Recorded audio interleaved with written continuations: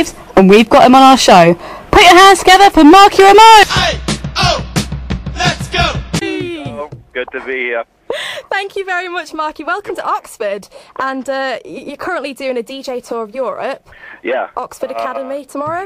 Yeah, and also I just did Italy and Spain. Yeah, excellent. And it's expanding because the whole idea is I have a radio show in America, and and it kind of blossomed throughout the States, and a lot of people have been asking me to do this. Yeah. And it's a new thing in the music business that I've been doing that I really enjoy because I'm sharing the music that I also like, and it's cool to hear it on a huge PA system. Yeah, no, I can imagine. I'm actually a club DJ as well, and it's so much fun to just see people dancing and reacting to what you're playing. So, I mean, how's the tour been going so far? Last night was wild. Where did you play? We played in what was the name of the club? Envy. Yeah. Was that? Portsmouth. Portsmouth, okay. Yeah, that was great. I wasn't sure the name of the club because after a while you go to them, you just forget the names, you know. Yeah, just so many different places. Yeah, but the facilities were great. The PA was great, and the people that were there, the ages ranged from about 16 to about 40, which was wonderful. Oh, excellent! That's amazing. That's a brilliant crowd to have. And were the older people dancing around just as hard as the youngsters? Well, you know, they did their thing. they took some time out to get a few drinks, and then they came back. But it definitely brought in the generation gap, which was pretty cool. Excellent. So, apart from, everyone getting together and celebrating, what can we expect from a Marky Ramone DJ set? Oh, okay. It varies. Obviously, I play punk, but I also play some soul classics. I play some oldies that I feel that still hold up today, and it's sound. Yeah. And there's a lot of different surprises that I don't think a lot of people who would come to see me DJ would expect.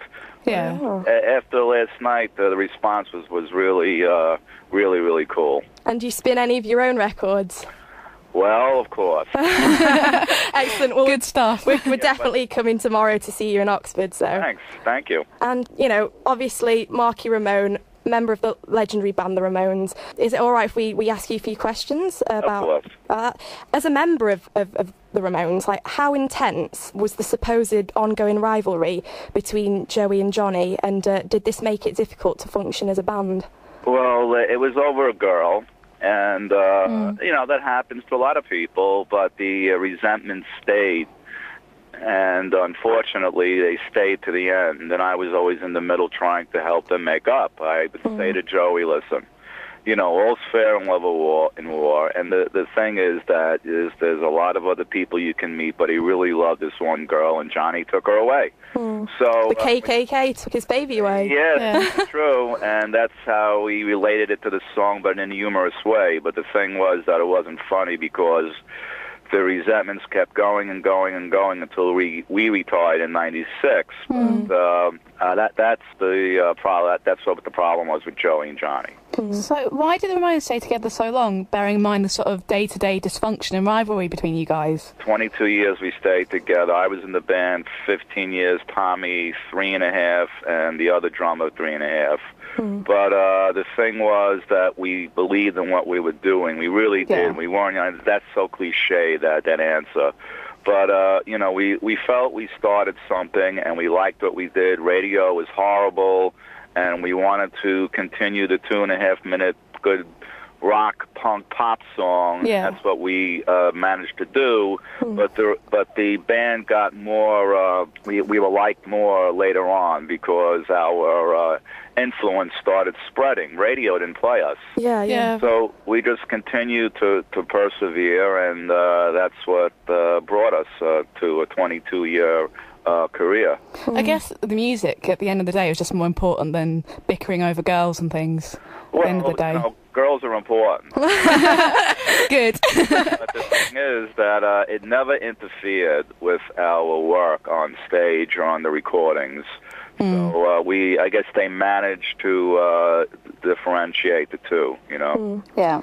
Well, after the retirement in '96, like, was there bad blood in the more recent years? Because in one interview I read that you actually talked a lot to Johnny, whereas in another interview you made a statement about how after Joey and Dee Dee died, Johnny joked about how this like had upped record sales, and there seemed to be an apparent fallout.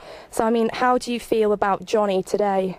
Well, I felt that remark was a little off the cuff, but that was his sense of humor. And I was the only Ramone to visit Joey in the hospital. So that's how deep the resentments went. But again, we were a unique bunch of people, so we weren't really that normal.